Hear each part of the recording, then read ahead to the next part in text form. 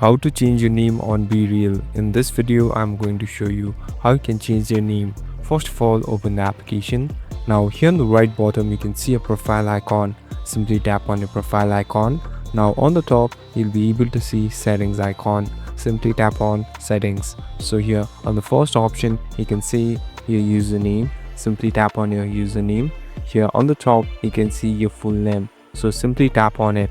Now here you can enter whichever name that you want to change into. So here I'm typing 1. So at last, after you're done, simply tap on this save button. So it will take some time, and as you can see, my name has been completely changed. So other friends and other people whom I add will be able to see the same name. Thank you for watching this video. I hope this video will help you.